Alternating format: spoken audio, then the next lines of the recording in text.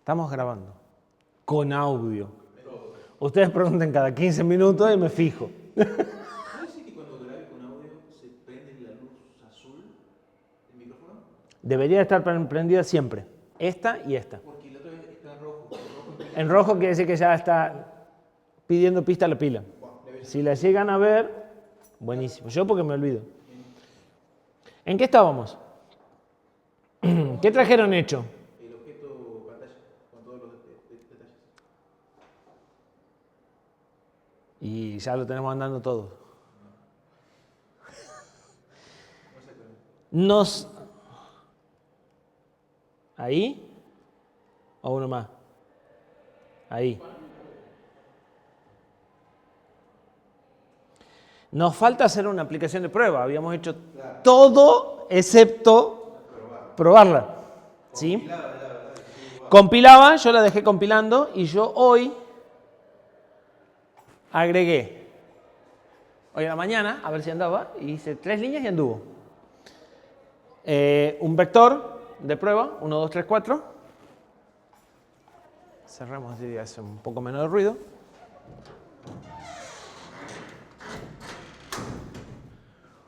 Un vector BCD de prueba. La pantalla ya la tenemos creada en el board create, eso sí lo habíamos hecho. Entonces hago un write en board screen del valor con longitud 4. Y en el lazo que teníamos, mando screen refresh. Y el resultado, maravillosamente, es este. ¿Qué falta? No, y subir la velocidad. O sea, habría que tocar ese lazo para que vaya más rápido. Claro. Probablemente hay que eliminar este lazo.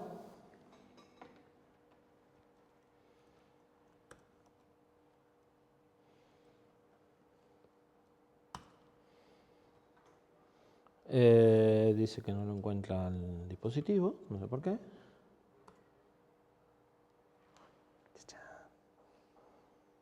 ¿Sí?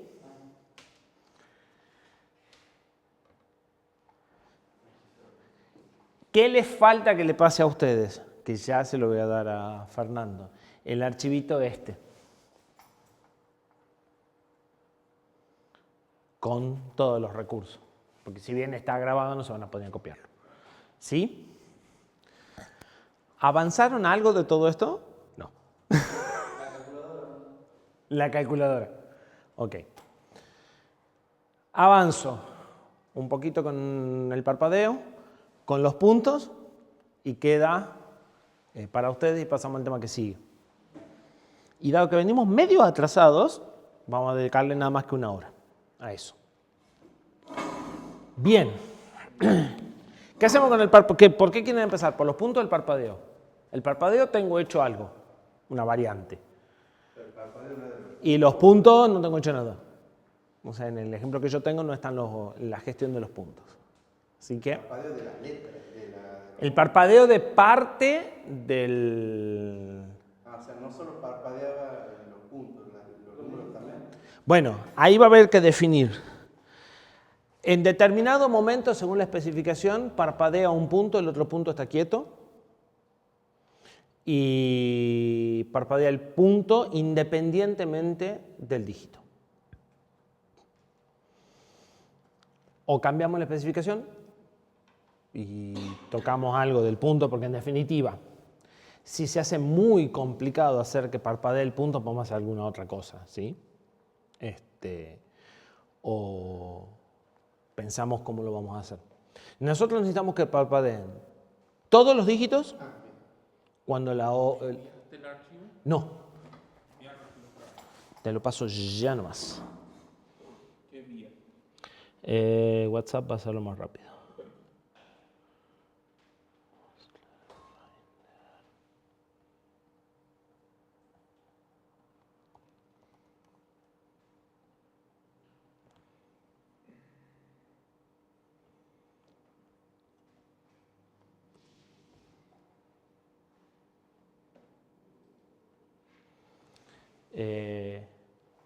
necesitamos que parpadeen todos los dígitos cuando el reloj está fuera de hora. Los 2 de la hora o los 2 de los minutos, en lo que hace a dígitos. Y en lo que hace a punto, necesitamos que cuando estés poniendo la alarma, estén o los 4 prendidos o los 4 parpadeantes, hagan lo que quieran, o podrán estar 2 prendidos y 2 parpadeantes, no importa, ¿sí? Dice algo en la especificación, pero lo podremos cambiar. Cuando está la hora funcionando, tiene que estar parpadeando el puntito del centro, solo. Y cuando está la alarma, se tiene que prender el último y tiene que estar parpadeando el del centro. O sea que tenemos ahí un tema con el parpadeo del punto que tiene que ser distinto al parpadeo de los dígitos. Si quieren, empecemos por el parpadeo de los dígitos y ustedes resuelvan los puntos como les guste. ¿Sí? ¿Qué tenemos que hacer para que parpadeen los puntos?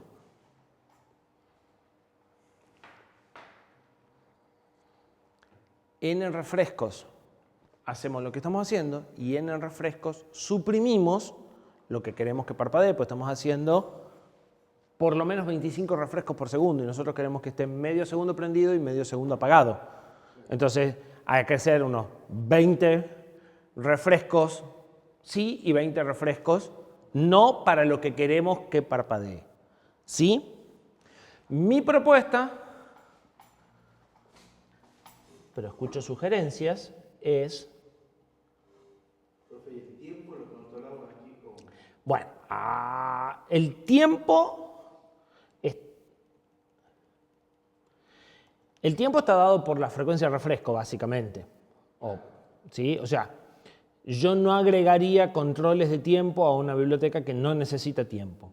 Entonces, mi propuesta para el parpadeo es esta.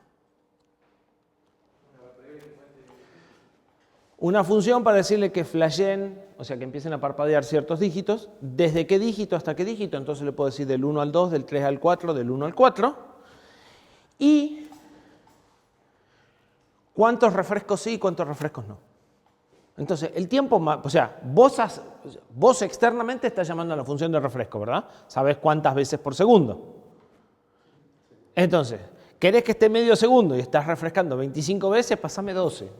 ¿Se entiende? Entonces, yo lo que voy a contar es cuántos refrescos sí y cuántos refrescos no. Si vos querés que parpadeen a distinta velocidad, pásame un número distinto. Y si querés saber el tiempo, bueno, fíjate en con qué frecuencia estás llamando a la refresh y fíjate qué valor le tenés que dar a esto. ¿Se entiende? Entonces yo me desentiendo del tiempo. Simplemente lo que te digo es, bueno, ¿cuántos sí y cuántos no querés que yo haga? Y yo llevo la cuenta.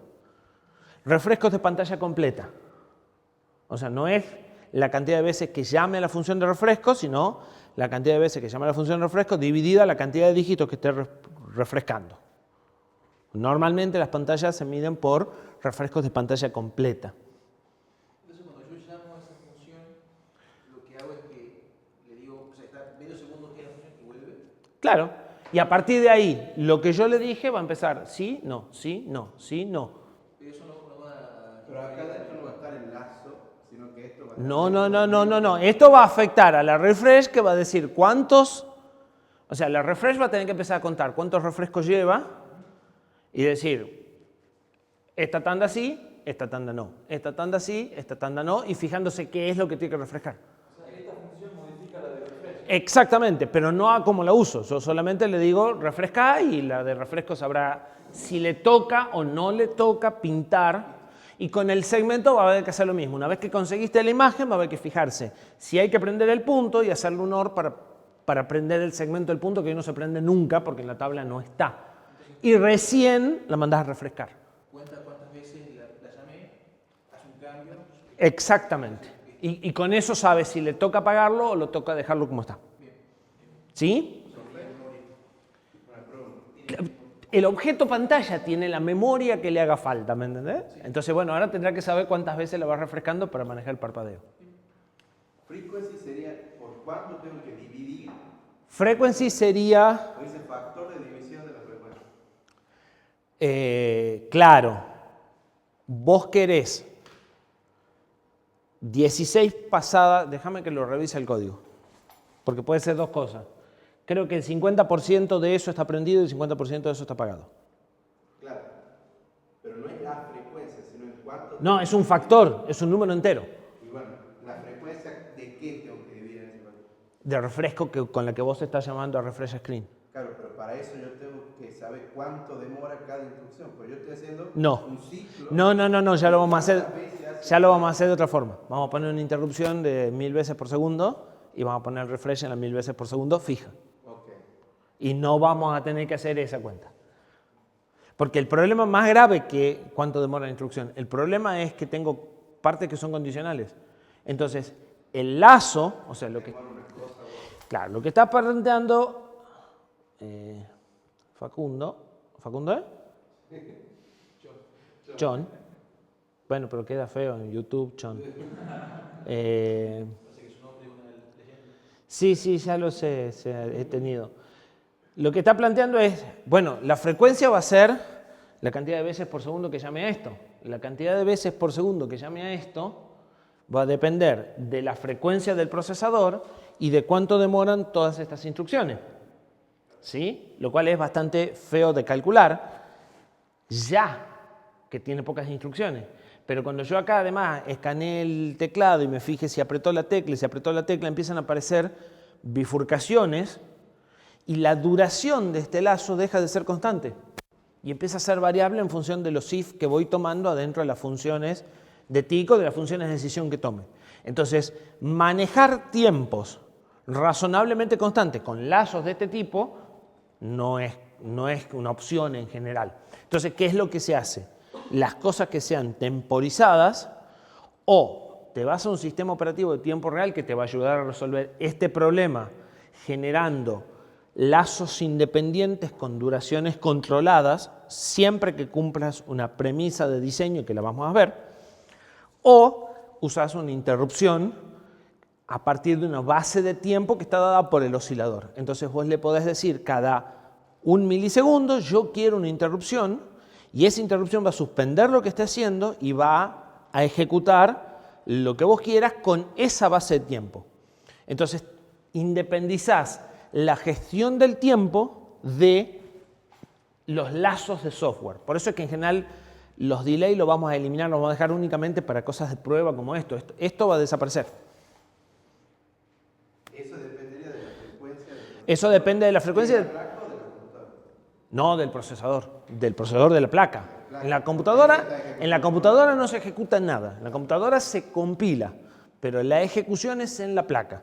Entonces los tiempos van a estar dados por la placa. Y depende de la frecuencia y de cuántas instrucciones escriba en Assembler el C acá. Que depende de la optimización que le pidas al C. Encima. O sea, se puede, pero es una forma muy burda de medir tiempos. O sea, en cuanto la mirás fuerte, se te van los tiempos al diablo. Entonces, no se utiliza eso. Se utilizan contadores asociados al sistema de clock del procesador. Normalmente tenés un contador y un registro. Entonces vos le pones en el registro un valor, cuando el contador alcance ese valor, produce una interrupción, que de hecho lo construimos, ¿se acuerdan? Bueno, eso es lo que se usa para medir tiempos. Vos programás el valor de comparación del contador, cuando el contador alcance ese valor, reinicia y te produce una interrupción. Incluso como él reinició, más allá de que vos atiendas la interrupción, los errores de tiempo que tenga, los jitters que tenga, no son acumulativos. Porque vos hasta que entras en la interrupción y ejecutás el programa pasa un tiempo que también puede ser variable. Pero la cuenta del próximo ciclo empezó en cuanto terminó la del ciclo anterior, no cuando terminás la parte de software. Entonces es isocrónico, o sea, la interrupción se mantiene periódica al valor exacto del periodo que vos querés y lo que tenés es un pequeño jitter, a veces atendés un poquito más tarde, a veces un poquito más temprano, pero del orden de los 50, 100T del procesador con el que estés corriendo. ¿Sí? Entonces los tiempos, por eso uno de los dispositivos que normalmente tenés varios en un microcontrolador son timers. Timers son eso, temporizadores con contadores. Contadores con registros, los cuales se comparan y cuando alcanzan el valor producen un evento. El SysTick es el más básico de los timers que incluye un temporizador. El SysTick solo puede producir, de hecho es lo que vamos a usar nosotros, interrupciones periódicas. Es decir, vos le fijás un factor de división y él te va a producir una interrupción cada ese tiempo. Hay temporizadores más complejos donde vos podés programar tiempos variables. Entonces vos podés decirle quiero el próximo pulso en 300 milisegundos, cuando llegue el de 300 ahora lo quiero en 120, ahora lo quiero en 150, y podés ir conformando la onda como vos quieras, ¿sí? Que son los otros temporizadores que tenés en los micros. Ahí hay unos mecanismos un poco más complejos de comparación que no los vamos a ver en detalle, pero si quieren están en el último tema de sistemas con micro. Me pegan una mirada a los videos y están las explicaciones de cómo funcionan ese tipo de temporizadores. Aproximadamente es lo mismo, lo que pasa es que en la interrupción vos podés programar el valor que sigue, entonces vas cambiando el factor de división en cada una de las interrupciones.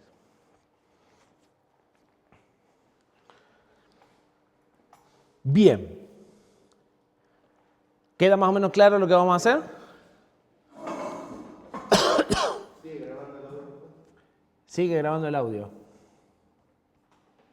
Sí, se mueve la barrita de audio, así que estamos con audio. Bien. Entonces, modifiquemos la prueba para ver si anda. Si agregamos esta función, ¿qué hacemos? Llamamos a nuestra pantalla. ¿Desde qué dígito quieren que parpadee? No, porque los 4 sería más difícil encontrar si tenemos un error. Sería, o sea, dado que lo más complejo es que parpadeen algunos sí y algunos no, nos conviene probar el caso más complejo y si ese anda, el otro debería de andar, digamos. ¿Sí? Entonces, o hacemos parpadear el 1 y el 2, o hacemos parpadear del 2 al 3 y debería tener el primero quieto, los dos del medio parpadeando y el último quieto. Y aunque no lo vamos a usar, si anda eso, casi que debería andar cualquier cosa. No podríamos hacer parpadeo el 1 y el 4. Con esto no podremos hacer parpadear el 1 y el 4. Efectivamente. Depende de lo que hagamos en Flash Digits. Si cambiamos el 4 pero no tocamos lo que estaban, sí. Pero si esto fija el 1 o sea, si esto fija el 2 y el 3 y también el 1 y el 4, o sea, dice el 1 y el 4 no parpadean ni el 2 y el 3 parpadean, como en el otro que borramos y sobreescribimos, entonces sí no se podrá el 1 y el 4. Y le pongamos, yo saqué un divisor de 100, con el divisor de 100 lo veíamos pasar, así que por ahí ponerle 100, pues un valor interesante para empezar, digamos, debería ser 100 veces más lento que era el divisor que yo saqué. ¿Se entiende? A lo que voy es, yo tenía un divisor de 100 en el divisor de temporización. Con el divisor de 100 los números los veíamos pasar de a 1. Cuando saqué el divisor de 100 los números están quietos. Bueno, si yo le pido que vaya 100 veces más lento, los debería de ver. Algo debería de ver. Un poco mucho, un poco, pero debería notarlo. Si me quedo corto con esto, por ahí están parpadeando y yo no lo veo. ¿Sí? Más vale exagerar hasta que sepa que está controlado, ¿sí? ¿Cómo sabemos si ese parpadeo no viene de que está mal hecho el multiplexado o efectivamente? Y porque ahora el multiplexado está andando. Ahora no se nota el parpadeo. No. Por eso, lo primero que hice fue ponerle un valor de multiplexado razonable. Ahí yo los veo quietos. Entonces, ahora con eso quieto, vamos a volver a 100 y debería de ver que algo haga, ¿sí? Más o menos a la velocidad a la que se movía antes. Bien. ¿No le tiene que sacar el void? Sí, le tengo que sacar el void. Ya lo vamos a encontrar, igual el problema. Y entonces, fíjense que desde el punto de vista del usuario de la biblioteca es muy fácil, o sea, decirle que parpadee y ya está. El problema es implementarla, pero si ya la tenés implementada, lo sufrí una sola vez.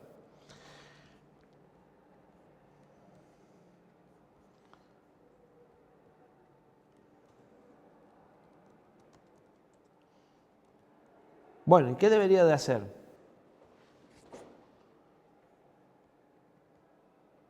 Ahí sí debería ir el void, ¿no? Acá sí debería ir el void, tenés razón.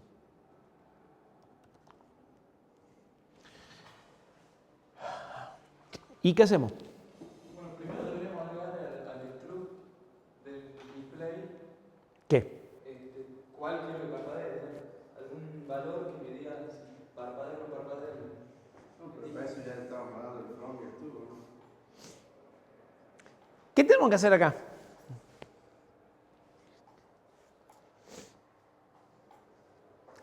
¿A dónde parpadea? ¿A dónde tenemos que hacer el parpadeo? Acá. Sí. ¿Y entonces acá qué voy a hacer? Modifico algo que en la otra. Guardar cosas para que este las use. No hay muchas más cosas que podamos hacer. ¿Y dónde las voy a guardar? En el struct. Y entonces, ¿qué tengo que agregar al struct? Un array que me diga cuál está perdido. Las tres cosas, de una u otra forma.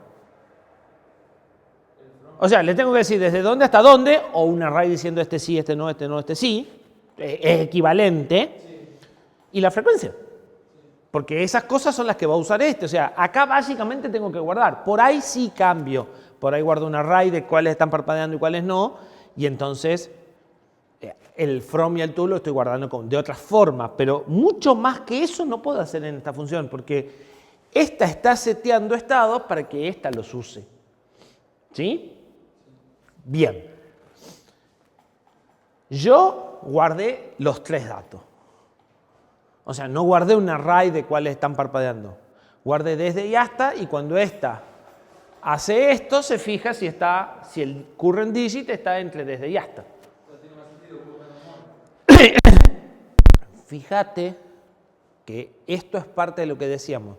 Si vos diseñas objetos y el día de mañana necesitas que parpadee el 1 y el 4, podés cambiar tu representación interna de cómo los guardás, podés cambiar el comportamiento de esta función o podés agregar otra función para no cambiar el comportamiento de esta, ¿sí? En donde vos le decís set flash digit, ¿sí? Y entonces esta sigue fijando todos y la otra te permite ir agregando individualmente y todo el mundo exterior no se entera. Si vos no cambiás cómo funciona para el exterior esta función, no importa si él adentro lo guarda en un array, lo guarda en un desde o hasta, es un problema interno, con tal de que esta se entienda con esta o con la nueva que vos agregues, ya está. Esa es la idea de encapsular, o sea, esa parte del problema se resuelve acá y al resto del mundo no le interesa con tal de que yo mande 2, 3 y empiecen a parpadear el 2 y el 3. ¿Sí? Esa es la forma de pensar que estamos tratando de empezar a utilizar. ¿Array o desde y hasta? Porque vamos de nuevo, eventualmente lo podremos cambiar. Tengo un desde y hasta. ¿Mantenés array o te quedás con desde y hasta? Desde hasta. Desde hasta. Listo. Más fácil, pues ya lo tengo hecho.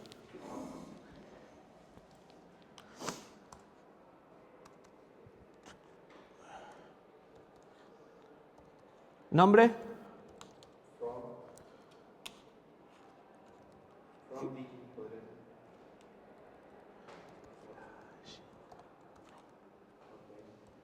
¿Les parece?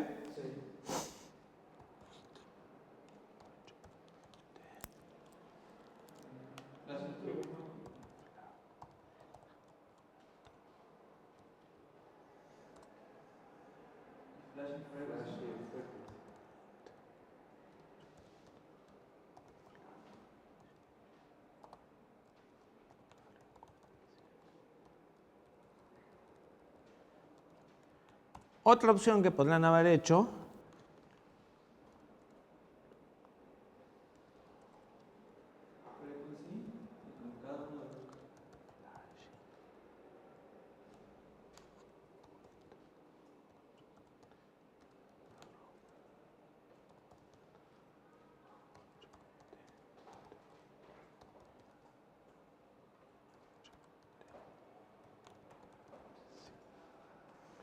entonces, el campo flashing tiene from, to y frequency y se entiende aproximadamente igual que esto. El único problema de hacer esto, así como está planteado, no, peor, es self flecha flashing punto to. Si quieren usar flecha,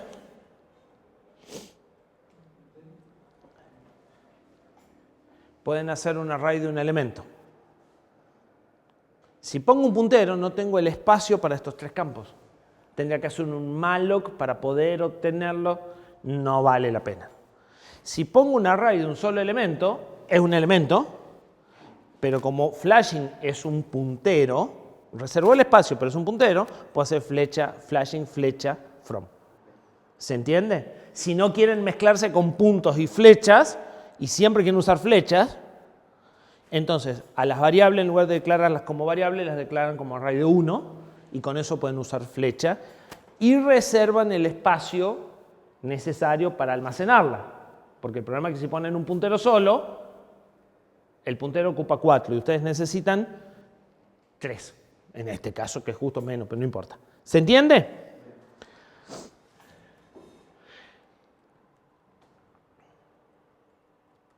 Nos quedemos con los nombres largos y listo. Probablemente.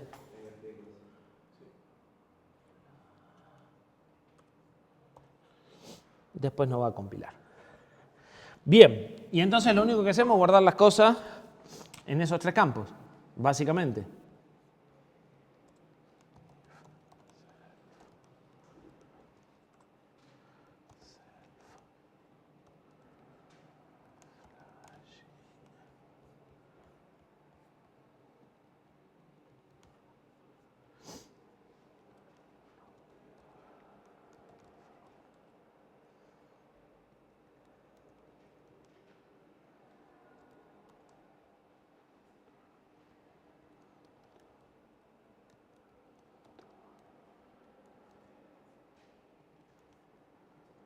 Bien. ¿Y ya estamos?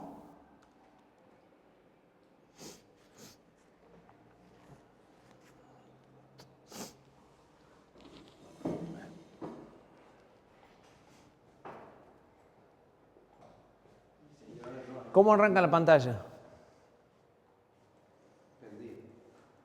Prendida, sin flashing.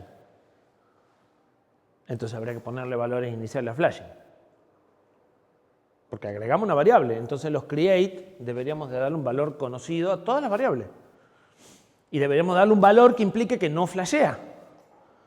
¿Cómo vamos a ver que no tiene que flashear?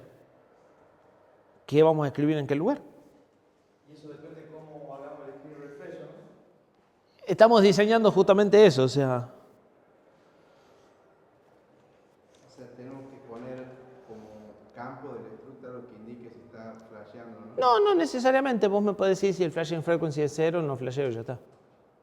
Pues no puedo dividir en 0.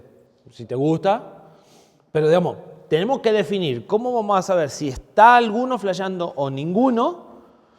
En el create tenemos que dejarlo sin flashear, o sea, tenemos que agregarle valores por lo menos al frequency, si en este caso el to y el from lo podemos dejar en cualquier cosa, pero el frequency debería estar en 0 para asegurarnos que no flashee. Y después deberíamos decidir si cuando escribimos un número deja de flashear o sigue flasheando. O sea, si yo escribí un nuevo número, borré la pantalla, porque esa es como que borré la pantalla. Bueno, si borré la pantalla debería empezar con el número prendido y después decime vos si quieres flashear. Pero si no, no importa, pero... O sea, si modifica algunas cosas más. ¿Sí? ¿Se entiende? Y con los puntos va a pasar lo mismo. Cuando escribas algo se van a borrar todos los puntos van a seguir prendidos. Y los vas a tener que borrar vos a mano. Entonces, como todo esto es un todo, agregar esta capacidad te obliga a redefinir qué querés hacer con esta. Bueno, decidan. Yo haría que el tema de la escritura, o sea que el flash... Primero tenemos que definir cómo va a ser que no flashee. Con flashing frequency igual a 0. Flashing frequency igual a 0. Perfecto. Entonces, empecemos por el create.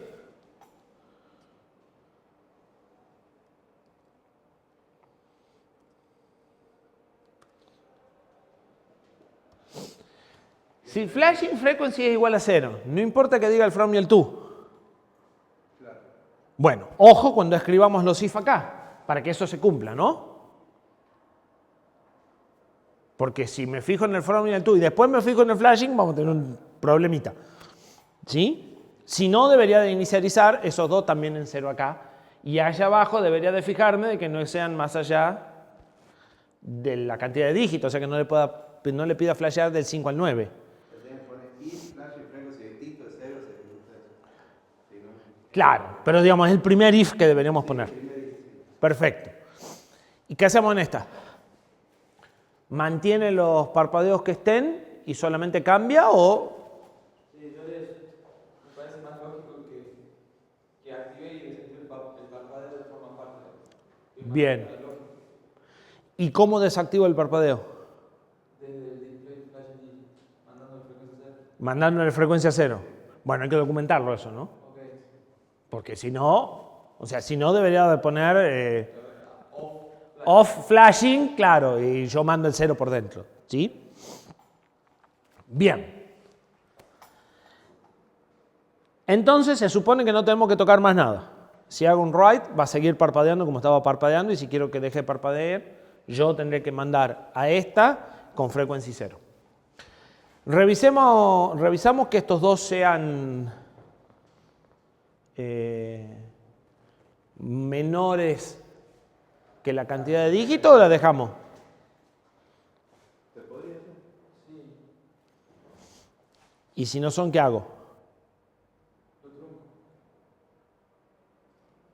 ¿Cómo? Si vos me pedís que parpadee del 6 al 7 y tenés 4, ¿qué hacemos? No parpadeo. No está dentro Y si pedís del 2 al 5, que parpadee lo que No parpadea tampoco. que no parpadee. O sea, que ignore si los datos están mal. No sé, vamos de nuevo, decidan. Esto es diseño.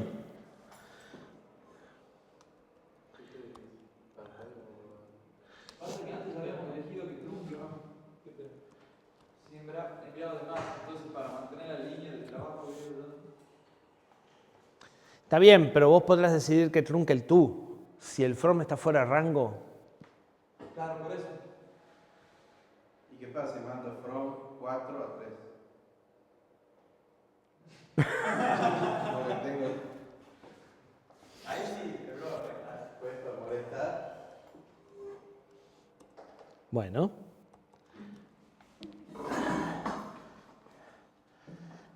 Hay este tipo de cosas. Claro, podría devolver bool, que puede devolver false si le pedí. Lo estándar en funciones C es que devuelva un int y que devuelva 0 o -1.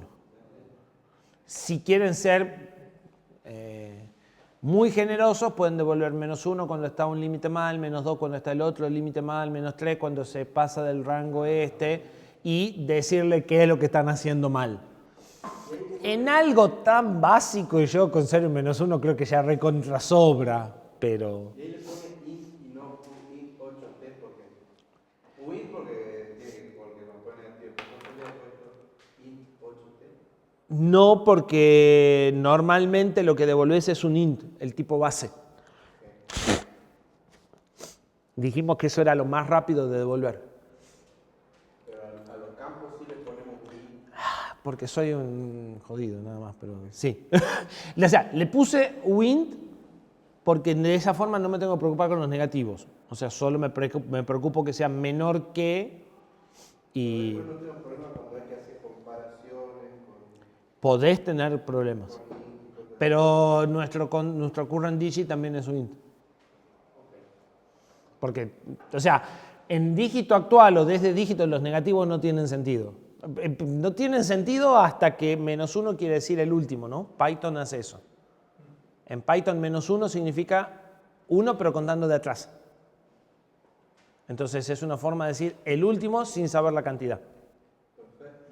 Pero digamos, no nos vamos a meter en esa. Nosotros son positivos todos. Frequency creo que le he puesto 16. Sí, a frequency le puse 16 por las dudas quedarme corto.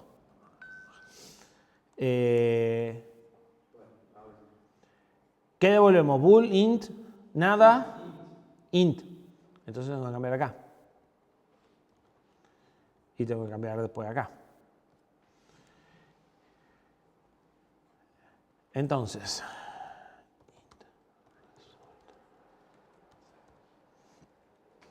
Esto hay varias formas de hacerlo, pero vamos a hacer.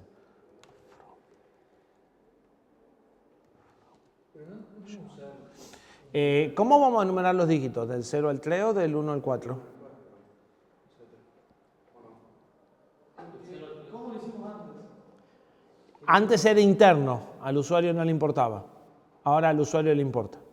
Ahora el 1 es el número 1, es el número 4, es el número 3 o es el número 0.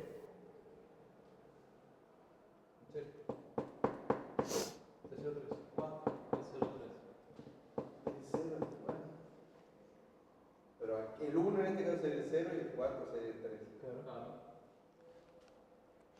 Eso quiere decir que el último dígito va a ir cambiando en función de la cantidad que tenemos. O sea, en una pantalla de 6, el último no va a ser el 4, va a ser el 6. La unidad va a ir cambiando el número de dígitos. Mientras que si vos entras acá con 0 acá, 0 va a ser siempre la unidad y depende de la cantidad que tengas, va a ser hasta donde llega. Ok, lo vamos a hacer. 0 para el menos significativo. Si yo paso de una pantalla de 4 a una pantalla de 6 y numeré así, las unidades dejan de ser 4 y pasan a ser 6, pero siguen siendo las unidades. ¿Sí? O sea, pongámoslo. El 0 como el más menos significativo. La unidad Se manejan de las dos formas. No se han puesto de acuerdo ni con los bits ni con los bytes y por eso tienen big endian y little endian y vamos a tener el mismo problema. Esto es 1, 2, 3, 4. Esto está en la posición 0 del vector o está en la posición 3 del vector que le pasamos.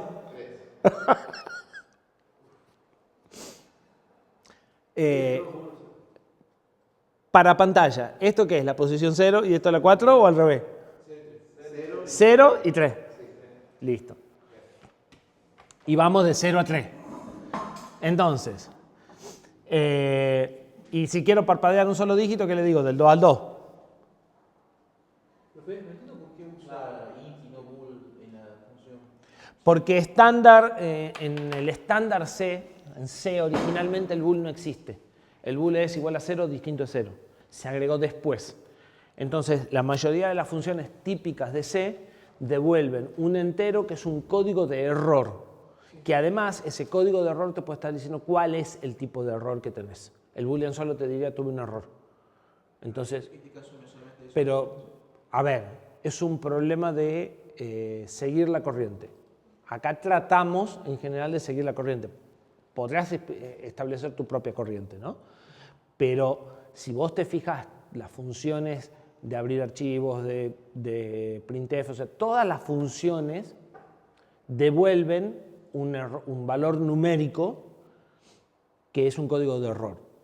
A veces 0 y menos 1, a veces 0 y varios valores negativos que indican distintas situaciones de error, pero siempre devuelven int y no devuelven bool. ¿Sí? Porque de última, si querés ver si hubo un error o no, decís igual a 0 distinto a 0. Entonces el int te da más capacidad de información. Y por ahí no te la da ahora, pero te la da más adelante. Entonces, como que decidieron int.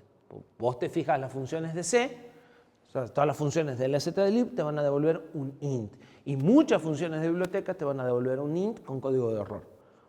Aunque solo sea 0 y menos 1 porque no te detallan demasiado el error, es un int. ¿Sí? Les di a elegir y la mayoría eligió int. Entonces, Crear una variable si... que llame máximo y... ¿Para qué si ya la tenemos? Claro, pero tiene nombre muy largo. String máximo. De todas formas, lo primero que tenemos que fijarnos es que from no sea mayor que tú. Sí, from es mayor que tú.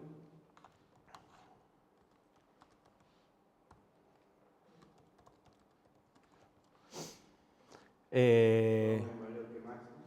Y ahora, ¿qué hacemos? ¿Truncamos o...? No, retornamos con el Hasta acá lo único que aseguré es que me pidió del 2 al 2 o del 2 al 3 y no del 3 al 2. Todavía me falta ver si el from está dentro de la cantidad máxima o el to está dentro de la cantidad máxima.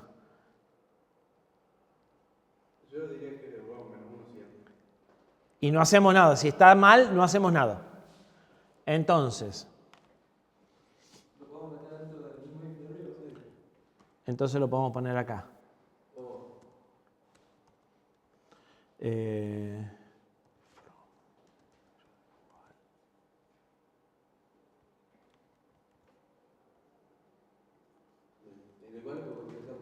Exactamente.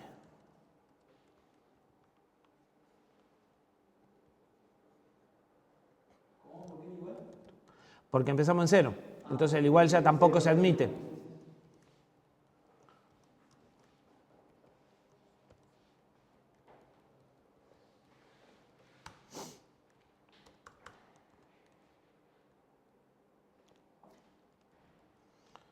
Acá podemos hacer así.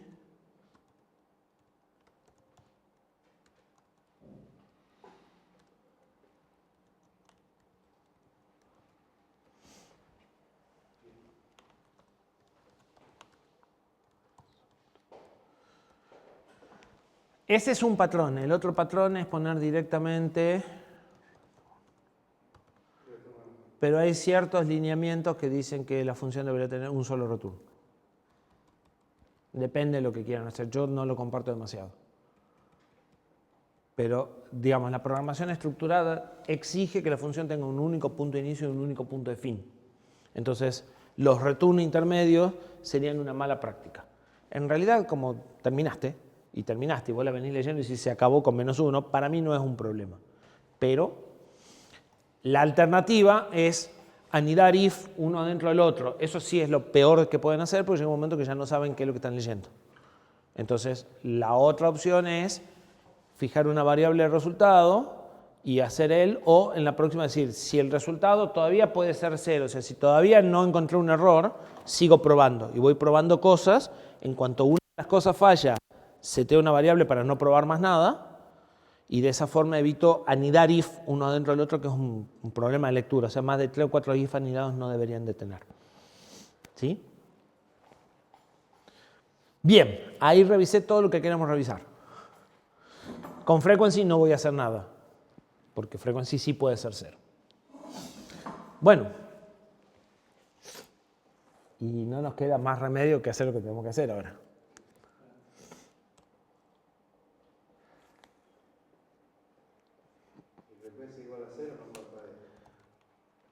Entonces,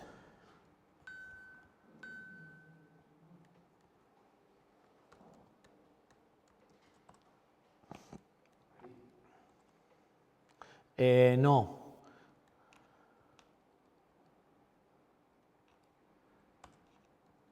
Aquí. Antes de mandar a prender los segmentos. Y es más, yo ya no puedo mandar lo que está en memoria, porque lo voy a alterar, pero no tengo que alterar la memoria. Yo necesito saber qué son los segmentos que debería prender. Los tengo que apagar o no, pero no los tengo que romper en memoria. Así que voy a necesitar copiar esto a una variable, alterar esa variable si hace falta y recién decirle pinta lo de la variable, que será igual que lo que estaba en mi memoria de video o 0, básicamente. ¿Sí? Entonces,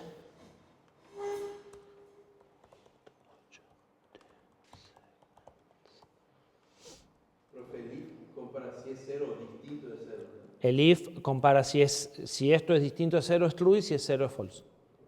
Si no, si quieren, hagan esto. Lleva exactamente el mismo código, es un tema de legibilidad nada más. Esto es lo que tengo que poner en segments.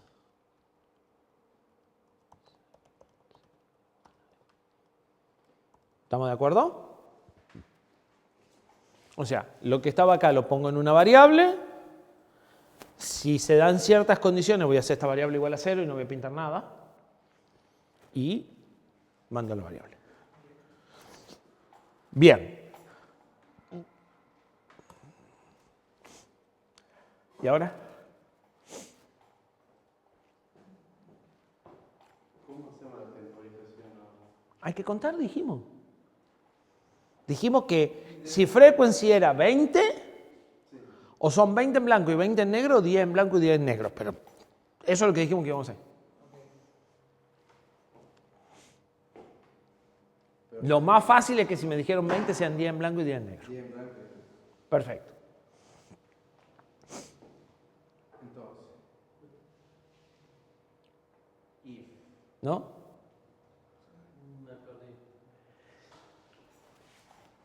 Si esto es distinto de 0, dijimos que lo que vamos a hacer es la mitad de esos refrescos en blanco y la mitad de esos refrescos en negro.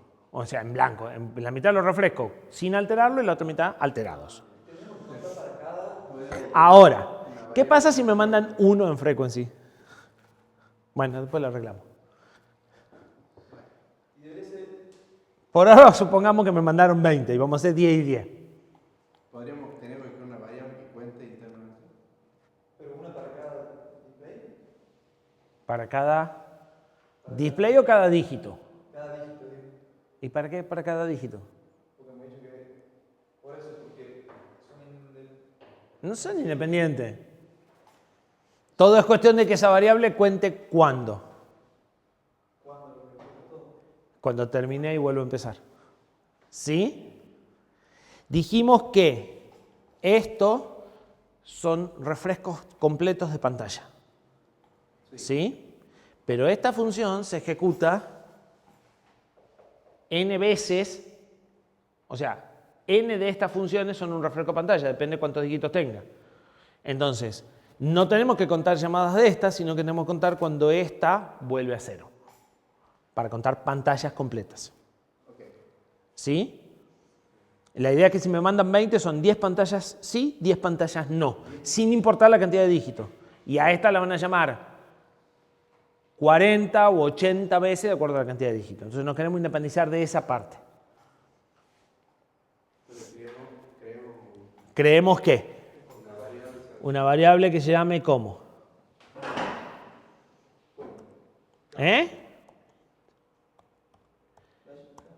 Flashing count. Pero no podría ser interna. ¿Es interna? No, porque si la variable es interna de la función y yo tengo 2 pantallas, ¿qué va a pasar? Ok, todas van a. Voy a estar reescribiendo lo mismo. Ya no van a ser del objeto. Yo quiero que cada objeto tenga su estado. Por eso todo va al struct.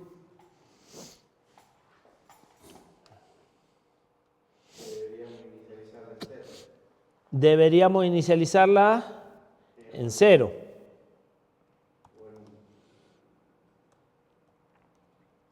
No, contemos de 0.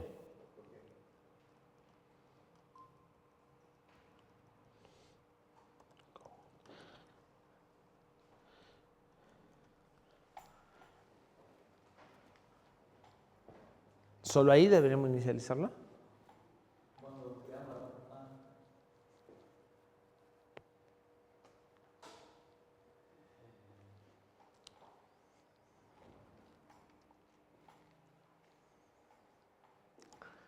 Veníamos contando. No, claro, Vamos. de dentro de la función también, porque si yo nunca ¿De qué función? De la que estamos haciendo ahora. Pues si yo nunca lo hizo para volver a 0. Sí, está bien. Cuando llegue al límite va a volver a 0, eso estamos de acuerdo. Mi pregunta la deberíamos hacer 0 de prepo, no porque llegó al valor de frequency y volvió, sino 0 de prepo en algún otro lado.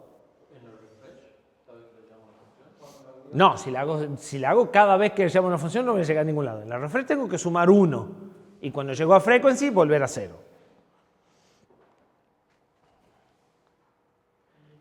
No deberíamos de hacerla 0 en esta.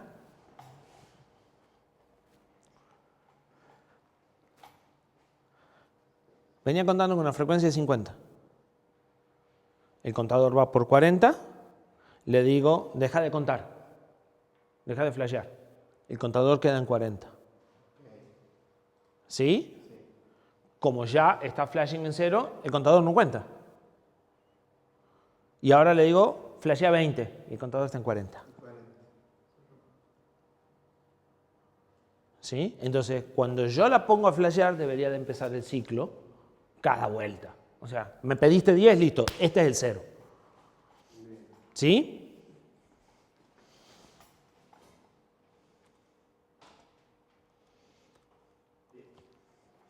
Porque ahí estoy arrancando un ciclo.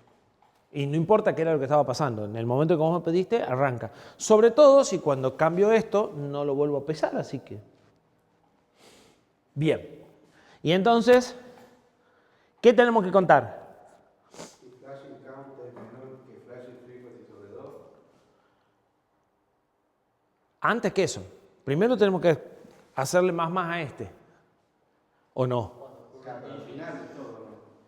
Al final, Allá de leaf flashing frequency equal 0. dijimos que si frequency es igual a 0, todo esto se inactiva. Así que el más lo deberíamos hacer acá si queremos ser consistentes. Adentro. Bueno, pero ustedes tienen que explicar por qué no lo hacemos al final de todo, o sea, es lo mismo. Vamos a hacer. Es lo mismo, después vamos si agregamos antes o después. Pero ¿cuándo hacemos más? ¿Cada vuelta? ¿Así? Cada cantidad de dígitos máximos. No, ese va contando siempre, en cada ciclo. Y yo no quiero contar cada ciclo. ¿Cuándo quiero contar? Cuando se termina. ¿Y cómo sé cuándo llega al final? Cuando Q es igual a 3. Sí, o si es más igual a 0, más fácil.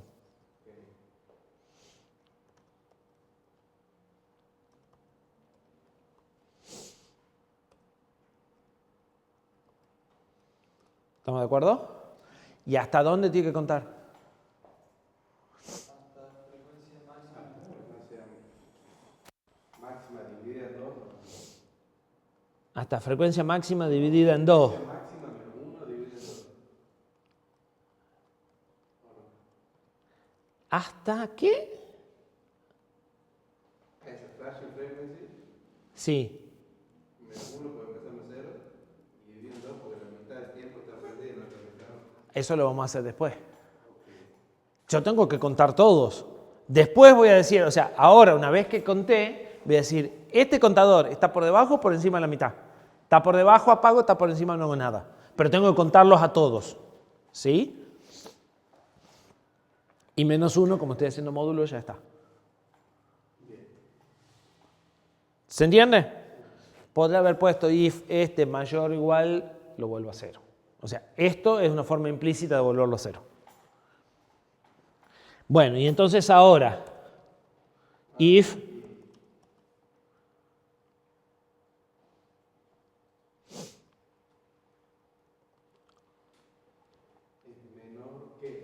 menor que Self flashing frequency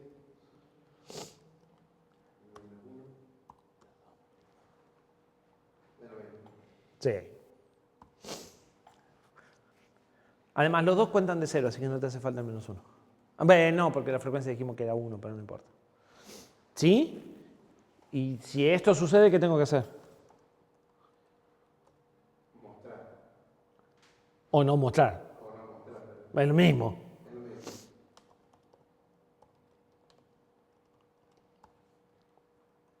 Ahí apagué todo. Entonces, la primera mitad no muestro, la segunda mitad muestro. Con ese código. Bueno, ¿qué pasa cuando me pasan flashing frequency igual a 1? Y tengo un problema. ¿Y cómo lo arreglarían? Y flashing frequency es par, hacer una cosa y es par.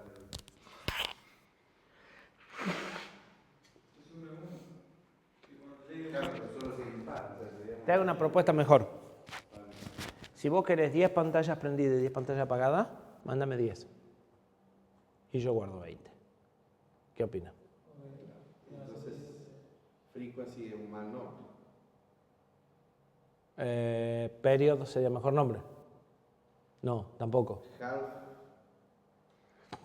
no sé.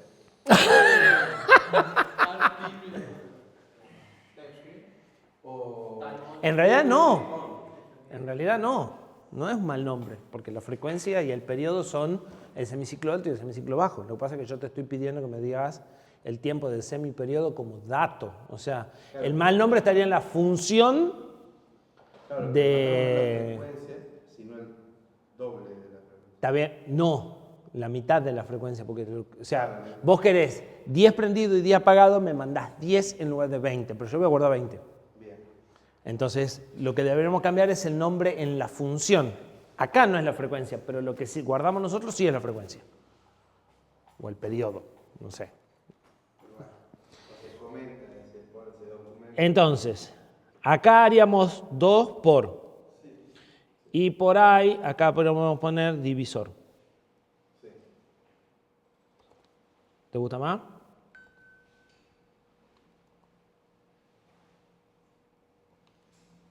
Y nuestro debería ser 50, probablemente. ¿Sí? Bueno, veamos si anda. No deberíamos multiplicar por 2. Lo multipliqué cuando guardé. Ah, pero es turno, pero esto devuelve i. Espera. Vamos por parte. Sí. ¿Sí? Internamente lo multipliqué por 2. Display test.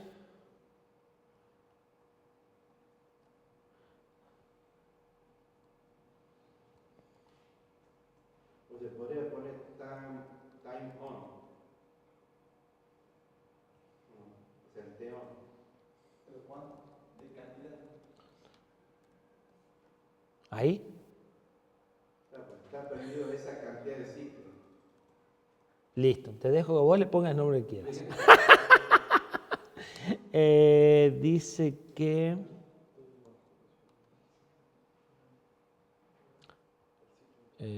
sí, esto es un screen.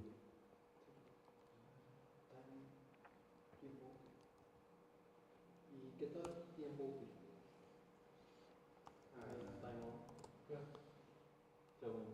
Pero no tenía que cambiar también la declaración de la función. Anda fantástico, ¿eh? Algo no hace lo que nosotros creíamos que iba a hacer, definitivamente. En el cliente no tenía que cambiar también la declaración de la función. ¿Qué cosa? El script T. Pero usted cambia el tipo de datos, es decir, el display T, Sí. el script T, pero no la declaración. Sí, ya lo cambié antes. Lo primero que se quejó fue la declaración. Display first digit devuelve entero. ¿Se puede poner así nomás? Sí o sí. Sí, es más. Bueno, si no hacemos flashing anda todavía. O sea, lo que andaba no lo rompimos. El problema es cuando le decimos que flashee del 2 al 3. Y hay un problemita que yo ya encontré, aunque no explica el comportamiento, porque el comportamiento debería ser que parpadeen todos, y es que el from y el to no lo usamos en ningún lado. Claro. O sea, algo no estaría del todo bien. De todas formas, si no usamos ni el from ni el to en ningún lado, debería de estar haciendo 50 sí, 50 no, y debería estar parpadeando toda la pantalla, y tampoco es lo que hace, está siempre apagada. O sea, hay otro tema. Pero adentro de flash digit no tendríamos que estar llamando a la función que muestra. O sea,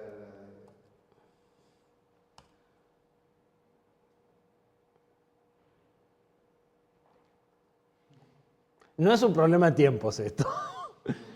A ver, revisemos y si no devagueamos.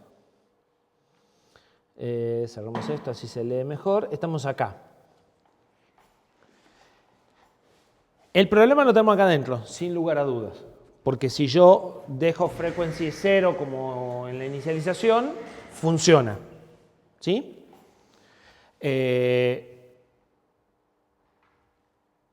¿Podría ser que no estemos contando bien?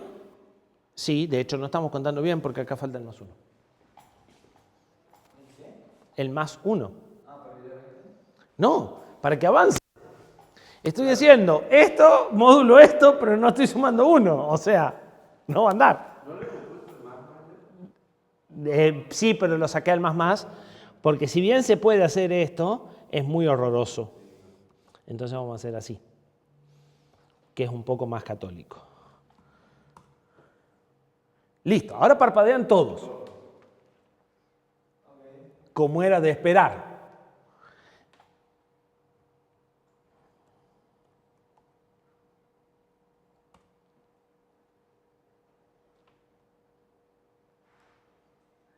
Ya estamos. ¿Qué falta? ¿Eh? ¿Qué falta?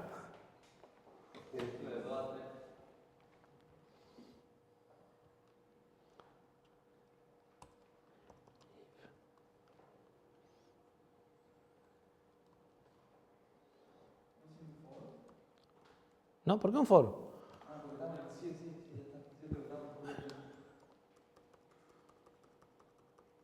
Mayor o igual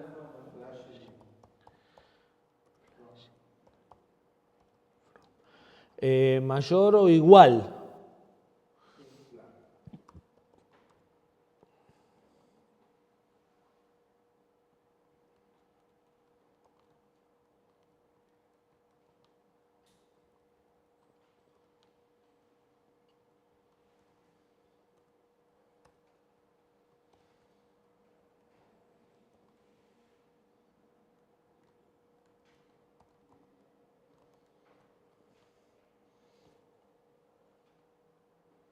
Y esto está como un poco largo, pero bueno. Una opción es hacer esto.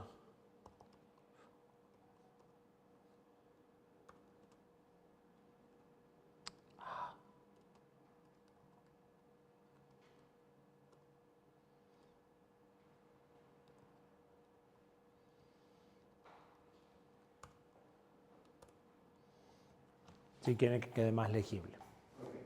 ¿Sí? La otra posibilidad es hacer una... Estamos teniendo problemas de conectividad. Casi, parpadean el 3 y el 4. No, está perfecto. Porque lo que queríamos que hagan es que parpadeen el 1 y el 2. En base a nuestra numeración... Maravilloso.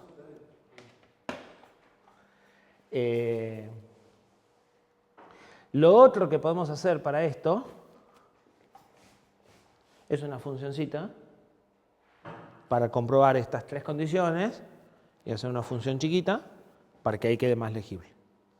Claro, pero al principio al usuario no le importa que tan legible o poco legible sea. No, te va a importar a vos cuando después tengas que agregar los puntos, pero los puntos no flasheen, entonces acá al punto lo tengas que dejar y te va a empezar a interpretar.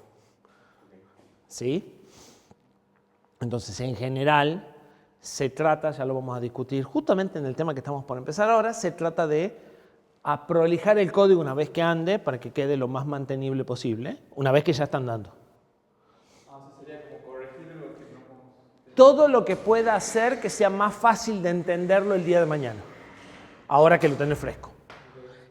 Puede ser comentarlo, puede ser cambiar la forma del if, puede ser definir una función between, entonces eso se convierte en una sola llamada, podrás definir un macro que se llama between, y entonces le decís si este está between este y este, entonces se encoge y te queda un solo if más legible.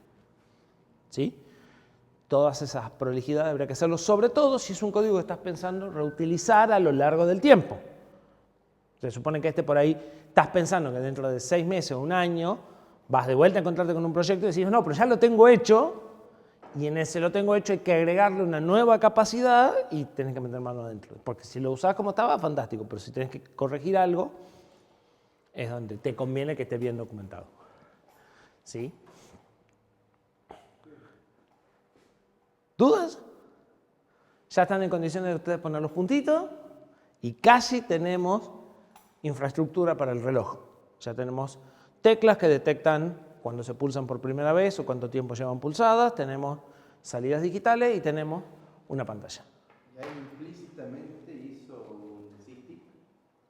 No, el SysTick es una interrupción periódica que no la habilité, la vamos a habilitar después. Es una función a la cual se le dice quiero la interrupción cada X tiempo, que lo que estás programando es el divisor del temporizador. No, en la rutina de servicio de la interrupción voy a poner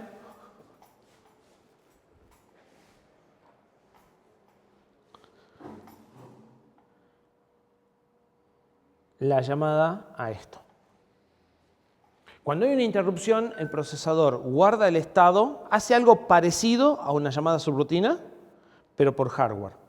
Entonces, guarda el estado de lo que estaba haciendo para poder continuarlo y ejecuta un programa alternativo, o sea, apunta el PC a un lugar donde ya le dijiste qué es lo que tiene que hacer y empieza a ejecutar una subrutina. Entonces, lo que nosotros vamos a encontrar es como si tuviésemos otro main. Una función que tiene un nombre definido que se ejecuta cada vez que salta el sysdig, cada vez que el sysdig llega a su cuenta 0. Esa rutina, cuando termina, vuelve a continuar con lo que estaba como si nada hubiera sucedido. Entonces, en esa rutina, nosotros vamos a llamar a la refresh de pantalla. Y le vamos a decir que queremos un sysdig 1000 veces por segundo.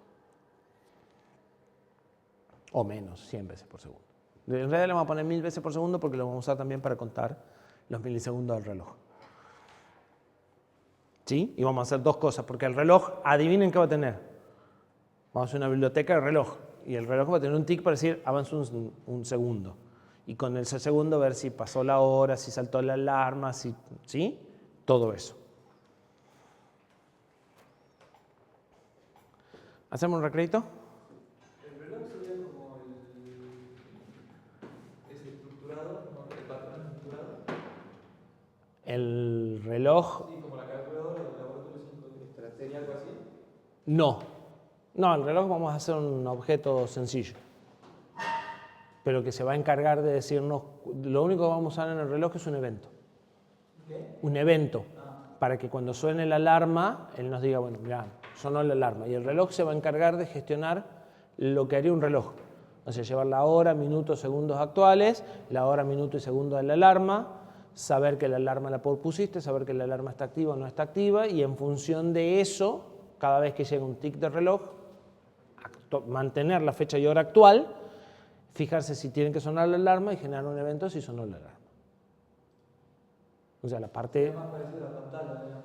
Claro, vamos a hacer una biblioteca que gestione la fecha y hora. Y después lo que nos va a quedar es decirle, si apretaron esta tecla, hace esto, si apretaron, o sea, pegar con un poquito de código la parte que tenemos para manejar la hora con la parte que tenemos de la interfaz. Armar un array para mostrar la entrada de la hora, si apretan la tecla subir 1 y decirle a la pantalla que lo muestre, y si es lo que corresponde, decirle al reloj ponete en hora con esta hora. ¿Se entiende? Bueno, hacemos una pausa y arrancamos con testing. Testing.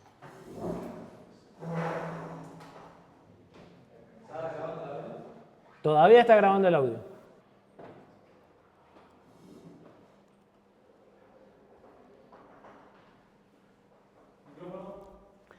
Todo andando, dice. Tema nuevo.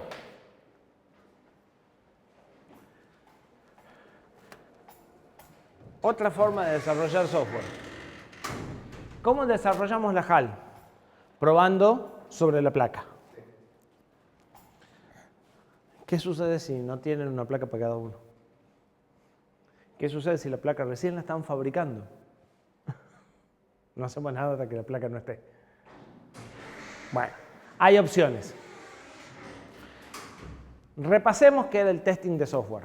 Vamos a ver algo de testing y después vamos a ver una forma de desarrollar usando testing automatizado en lugar de testing manual, o sea, nosotros apretando cosas. ¿Sí? A esta diapositiva ya la vimos y vimos este pedazo. ¿Sí? ¿Qué era el testing de software? El proceso sistematizado para encontrar defectos en un programa. Dijimos que había dos tipos de pruebas, las pruebas estáticas, donde el código se inspecciona, ni se compila ni se ejecuta, y lo que se busca es cumplimiento de estándares, y eso más o menos lo venimos haciendo.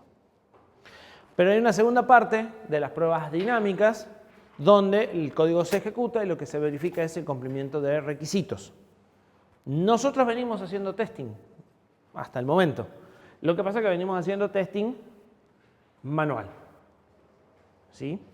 Y venimos haciendo lo que serían pruebas, sí, algunas pruebas unitarias y algunas pruebas de módulo. Cuando se hacen pruebas dinámicas, ¿sí? Normalmente se prueban en distintas etapas. Dijimos que el problema lo íbamos a dividir en componentes, a esos componentes lo íbamos a volver a dividir en componentes hasta llegar a cosas que eran suficientemente chicas para construirlas. Cuando se construye, Y se prueba al revés. Una vez que termino los primeros componentes más básicos, los pruebo, ¿sí? Como probamos las entradas digitales.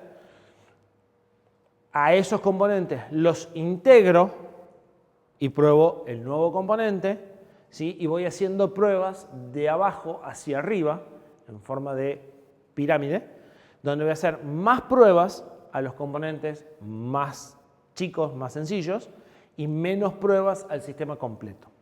¿Por qué? Porque las pruebas de los componentes más chiquititos son más baratas de hacer, son más rápidas y más fáciles de encontrar las fallas.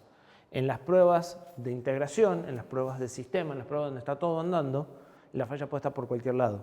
Entonces, encontrar una falla al final es mucho más caro en tiempo y en esfuerzo, ¿sí? Ahora, probar los componentes solos no me asegura que después cuando los ensamblen como corresponden, ¿sí? Cosas como esta que veníamos, bueno, pero el que escribió el programa pensó que íbamos a contar del 1 al 4 y la pantalla en realidad cuenta del 0 al 3 y todo ese tipo de problemas de acoplamiento. El que escribió la biblioteca pensó de una forma y el que la usa pensó de una forma distinta o hay algún error de documentación, ¿sí? Todo eso hace que necesite probar el sistema completo igual, ¿sí? Entonces, se definen distintos tipos de pruebas de acuerdo a cuántos componentes están involucrados en la prueba. Las pruebas unitarias son las más básicas, prueban los componentes más elementales. En el caso nuestro van a probar o una clase o un archivo C único. Lo que hicimos con las entradas y salidas digitales y lo que hicimos recién con la pantalla podrían ser pruebas unitarias, ¿sí? Las pruebas de módulo ya prueban más de un componente. Por ahí esa aplicación que habían hecho entre las entradas digitales y las salidas digitales podría ser considerada una prueba de módulo. O otra prueba de módulo podría ser decir, bueno, tengo toda la HAL completa, me voy a hacer una aplicación que cuando aprieto la tecla, no sé, las teclas de función, parpadean los dígitos que corresponden, entonces con este empieza a parpadear este, con este empieza a parpadear este, con este pongo 1 y con este pongo 9, o con este cuento. Alguna aplicación de ejemplo para utilizar todos los recursos que tenemos de la HAL, pero que no es el reloj, es algo sencillo como para ver que la pantalla, las teclas y las salidas digitales funcionan, ¿sí? Eso es una prueba de módulo. Se prueban algunos componentes, los que tienen mucha relación entre sí, y sigue siendo un pedazo del sistema. Lo que pasa es un pedazo más grande, ¿sí? Respecto a las unitarias. Y finalmente tenemos las pruebas de sistema, en donde se prueba el sistema completo, o sea, el reloj andando con todas las funcionalidades del reloj.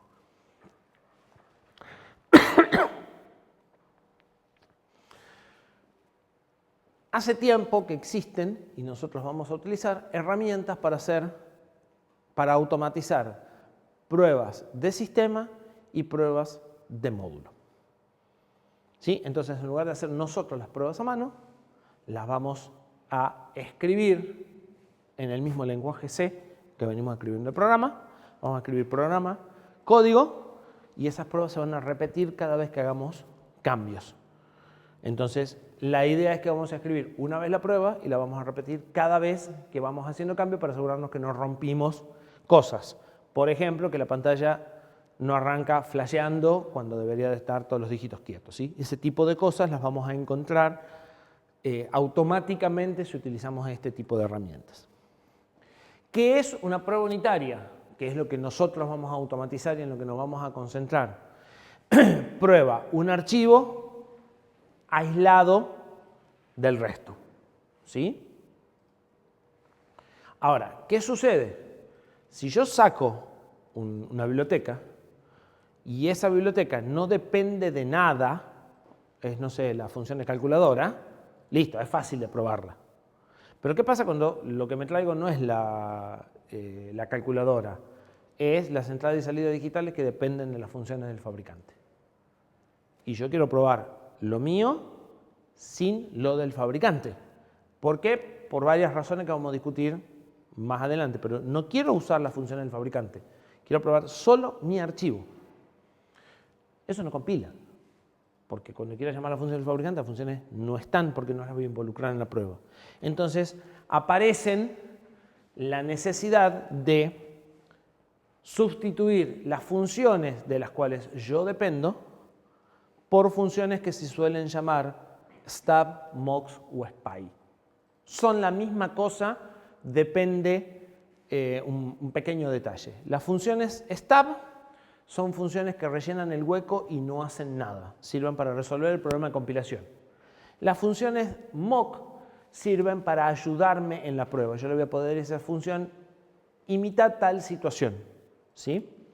Un ejemplo donde esto se utiliza mucho es, estoy probando una función de comunicaciones, ¿sí?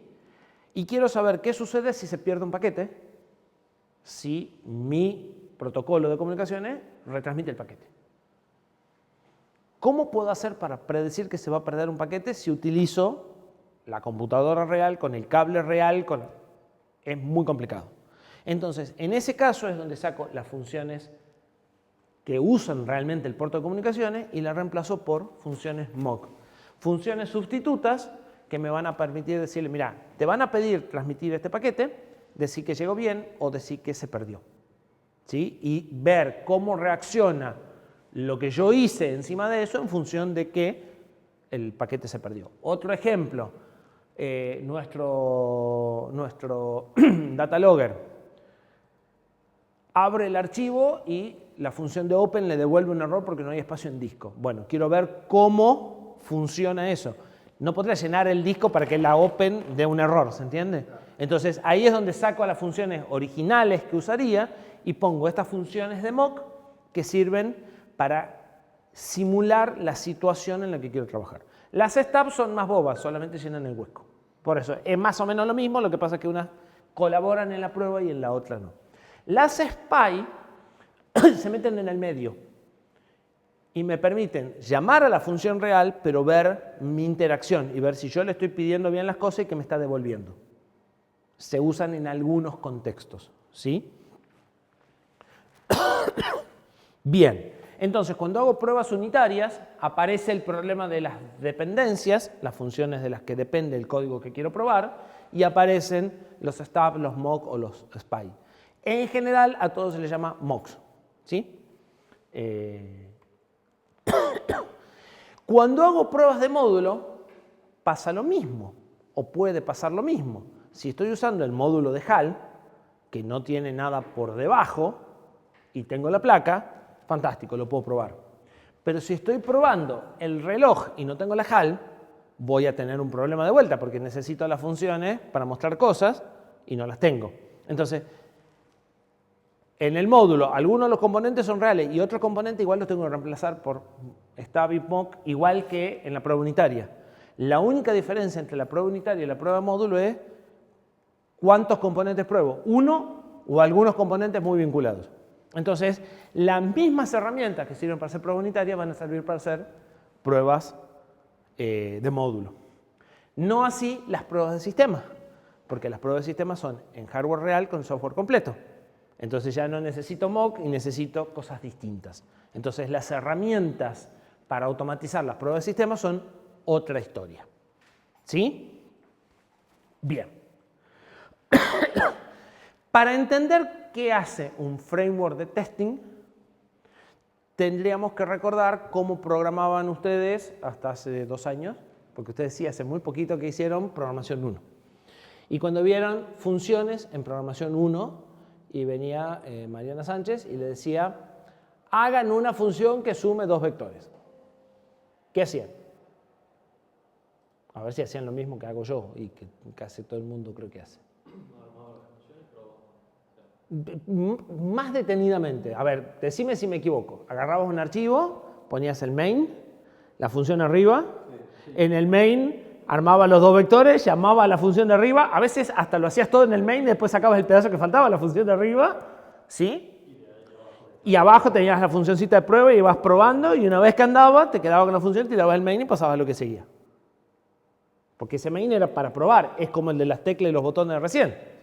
O sea, era, te mando 3, 5 y me tenés que devolver 8. ¿Estamos de acuerdo?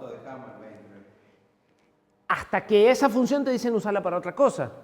O esa función era un pedacito y el main, te falta un montón para que sea el main, ¿sí?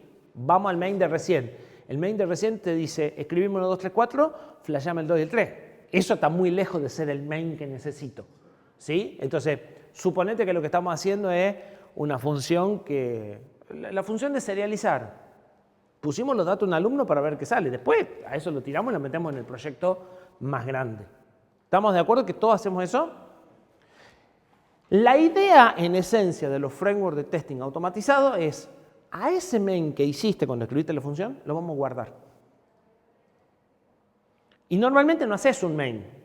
Haces uno y después la probás con algunos datos distintos y después le agregás un poquito más de complejidad. O sea, a ese main lo vas cambiando varias veces hasta que hace todo lo que tenía que hacer la función.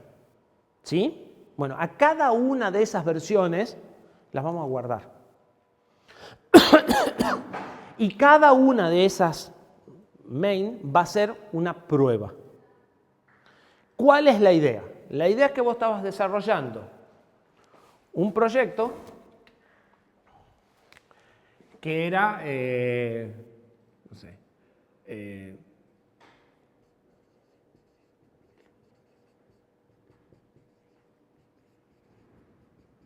un proyecto para transmitir datos. En ese proyecto de transmitir datos necesitabas la biblioteca de serializar alumnos.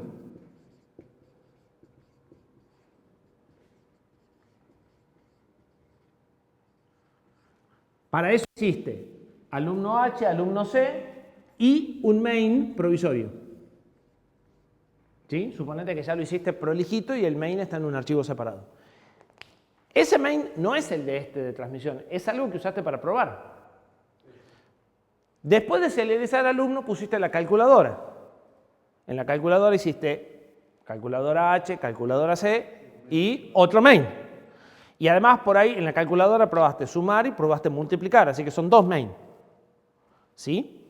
La idea en esencia es que cada vez que toques alumno H se compile con todos estos main y vea que sigan dando y que siguen dando los mismos resultados. Cada vez que toques la calculadora se compile con los main que corresponde.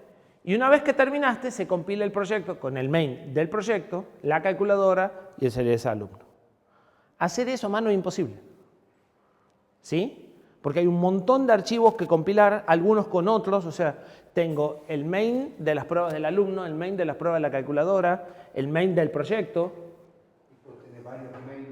Y podré tener varios main porque probé con suma, probé con restas, probé con producto.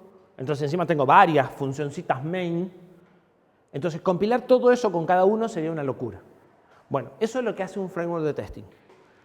Básicamente adivina, en base a convenciones de nombres que tenemos que respetar, qué funciones son pruebas de qué cosas y qué tiene que compilar con qué y qué tiene que ejecutar y qué tiene que probar. ¿Sí?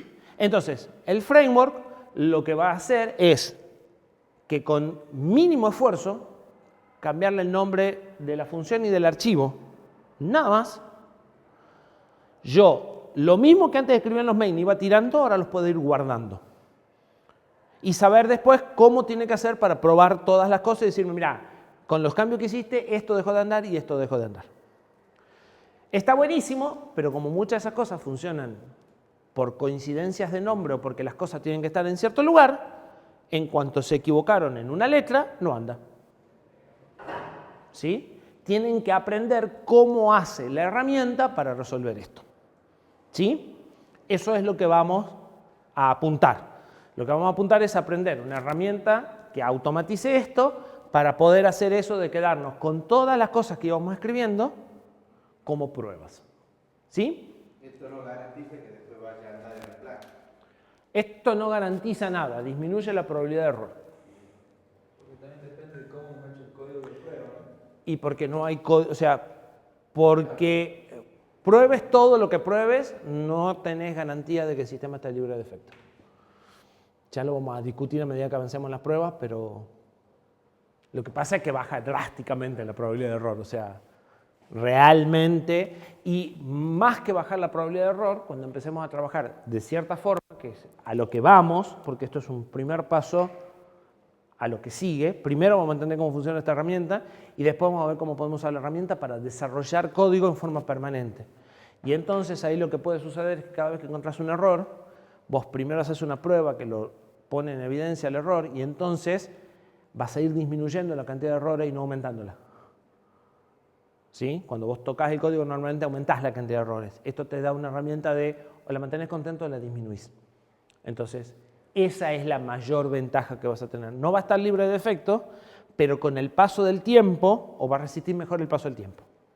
¿Sí? A eso es a lo que apuntamos.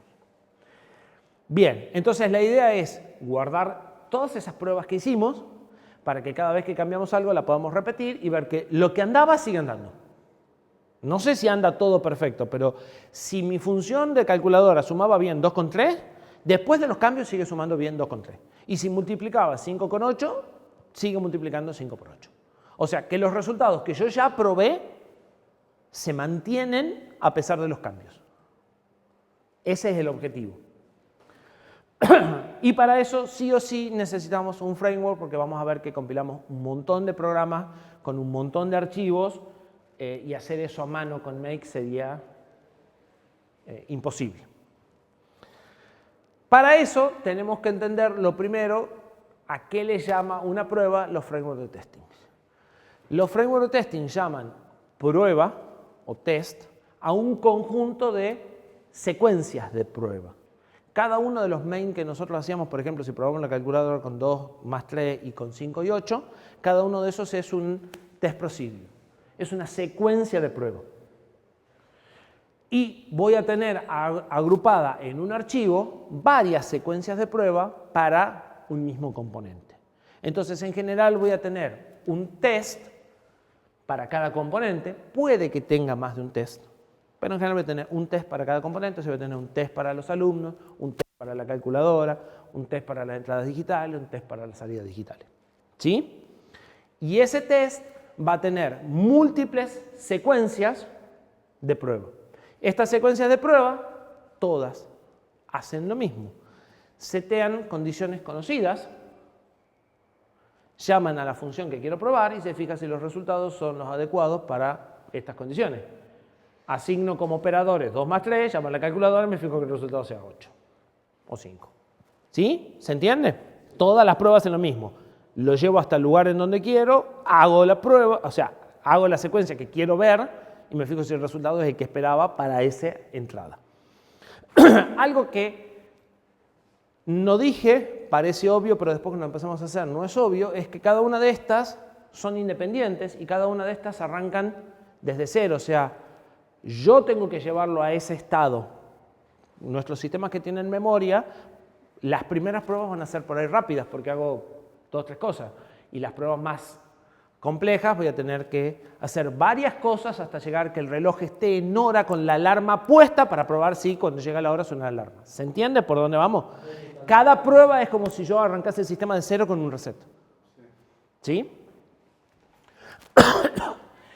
Como a veces muchas de estas setas de precondiciones se repiten en todas las pruebas, tengo la posibilidad de poner un bloque de inicialización común. Entonces, cada prueba primero ejecuta esto y después las propias. Y no ando copiando y pegando un montón de código. ¿Sí? De la misma forma, así como pongo seteos de precondiciones antes de cada prueba, puedo poner un bloque común para que limpie los resultados de las pruebas o para que me deje el sistema como si recién lo iniciara para que empiece la prueba que sigue. ¿Sí? Entonces, estos bloques se definen una sola vez en todo el archivo de prueba, pero se ejecutan antes de cada prueba. O sea, antes de cada secuencia se ejecuta esto, se llama la función, se ven los resultados, y después se ejecuta esto para limpiar y que recién empiece la prueba que sigue. ¿Sí? Vamos a ver un ejemplo bien concreto, o sea, pero esto es para que sepan qué estamos viendo. Todos los frameworks de testing que conozco, no es que conozca muchísimos, pero conozco 5 o 6, tienen 3 componentes. ¿Sí? Es como los cuentos donde está el bueno, el villano. Esto es lo mismo. Hay 3 roles o 3 cosas que tiene que hacer el framework de testing. La primera de las cosas es ver que el resultado es el correcto. Nosotros los resultados normalmente los vemos con printf leyendo en pantalla. Queremos automatizar, no podemos tener una persona leyendo en pantalla. Entonces vamos a tener que cambiar los printf por algo que diga si el resultado es 8 está bien y si el resultado es distinto de 8 está mal. La idea de los frameworks de testing es no invertir más tiempo del que veníamos invirtiendo. ¿Sí? Entonces, no voy a empezar a escribir if y una serie de cosas. Directamente me van a dar una biblioteca, en nuestro caso se llama Unity, esa biblioteca, una biblioteca con un montón de funciones para comparar resultados. Esas funciones tienen nombres muy descriptivos y con el tiempo, un par de semanas no más, nos vamos a olvidar de que esto es una función y lo vamos a empezar a ver como una declaración de expectativas. Fíjense, test_assert_equal 443D calcular CRC. Se puede entender como calcular CRC debería dar 443D. Como vamos a tener test_assert_equal, test_assert mayor o igual, menor que, igual a 0, distinto de 0, vamos a poder poner nombres como para que se entienda qué es lo que estamos diciendo que debería suceder. Entonces, estamos llamando a la función, pero cuando nos acostumbramos, estamos diciendo cuáles son mis expectativas, cuáles son los resultados esperados de la prueba. ¿Sí? Esto es una función que se encarga de ver si esto es igual, si es igual, pasa a la función que sigue, si es error, si es distinta, marca un error, me dice dónde y me da información para decir, mira, falló en tal lugar, en tal cosa. ¿Sí? Bien, en este caso, calcular CRC sería... Es la función que yo quiero probar. Pero, ¿no estamos hablando de que tiene que ser main? No. Esto es lo que yo hubiera hecho en main. Lo que yo hubiera hecho en main era darle un dato, llamar a la función y hacer un printf y ver que sea esto. Reemplacé el printf y debería leer 4433 por llamar a esta función diciéndole eso debería dar esto. Pero ya no hay main, entonces, o esto va adentro, o adentro del main yo llamo a... Es que el main va a ser solo el de tu proyecto. Lo que vos antes ponías en main ahora lo vas a poner en procedimientos de este tipo. O sea, en lugar de ponerle main vas a poner test y un nombre. ¿Cómo lo ejecuto? Se encarga el framework con el tercer componente. ¿Sí? Entonces, el primer componente es cambiar los printf por algo que automáticamente se fije si coincide o no y me dé error o información de diagnóstico si es que falla. Son funciones, colecciones de funciones con muchos nombres, con muchas opciones para que todas las que necesites estén, por lo menos las lógicas. ¿Sí? En nuestro caso se van a llamar todas test_assert algo y están provistas por una biblioteca que se llama Unity. Ese es el nombre del componente que resuelve esta parte. ¿Sí? Primera de las tres funciones o de las tres cosas que tiene que hacer el framework. La segunda cosa que tiene que hacer el framework es generarme las funciones de mock. Las funciones de mock no las voy a escribir yo, se van a generar automáticamente. Tan automáticamente como decir, agarra ese archivo H y construye funciones de mock para todo lo que está ahí adentro. ¿Sí? Raya la magia. ¿Sí? Entonces, todos los frameworks, como todos tienen el problema de los mock, y la idea es que yo no tenga que trabajar más, o mucho más, casi nada, entonces todos me van a dar herramientas para construir funciones de mock automáticamente. Yo le voy a decir, necesito que me reemplaces una función que recibe esto y devuelve esto, y él me va a construir un stub, o sea, una función que recibe eso y no hace nada, y otra que es un poco más inteligente y me va a permitir decirle, devuelve tal cosa, fíjate que te pasaron tal argumento o algo por el estilo. Vamos a generar... las mock me ayudan a simular fallas, y las stub están ahí y dicen, sí. ¿Cómo sabe que era una falla? Se lo vas a decir vos. Vos le vas a decir a la función de mock, cuando te llamen, devuelve tal cosa. Entonces te va a crear una función con el mismo nombre, con los mismos argumentos, al cual vos le vas a poder dar instrucciones anticipadamente. Entonces, en las precondiciones le vas a decir, te van a llamar, cuando te llamen, devuelve -1. Entonces, cuando vos llamás a la función de calcular va y abre el archivo, y la función de archivo le devuelve -1. Y vos tenés que gestionar ese -1. Esa es la idea. Vamos a un ejemplo bien concreto. Esto también es una librería. Esto es otro componente, o sea, los frameworks de testing tienen 3 librerías o 3 componentes o 3 cosas que tienen que resolver. Verificación de resultados, que es Unity. Generador de funciones mock, que en nuestro caso vamos a usar 2, CMOC y FFF. FFF es más fácil de entender. CMOC es más interesante para pruebas de protocolo, así que vamos a usar las 2. Y el tercer componente es el que tiene que descubrir qué hay que compilar de todo esto, qué con qué, compilarlo, ejecutar todas las pruebas, fijarse cuáles andan, cuáles no, y darte un resumen detallado diciendo, mira, hiciste 14 pruebas, esta falla y todas las demás andan bien. En nuestro caso, ese componente se llama Seedling. Y es el nombre del framework completo, además. O sea, Seedling es el que se encarga de resolver la compilación y ejecución de las pruebas, o sea, encontrar las pruebas, compilarlas y ejecutarlas, y darte los resultados. Y el framework completo, el conjunto de Seedling con Unity y CMOC, también se llama Seedling, como herramienta completa. ¿Sí? O sea, toma el nombre del último componente, la herramienta que vamos a utilizar. Como viene gratis, podría reemplazar al Makefile y compilar también mi proyecto final automáticamente. Con solo decirle, mira, las carpetas están acá y tienes que compilar de esta forma.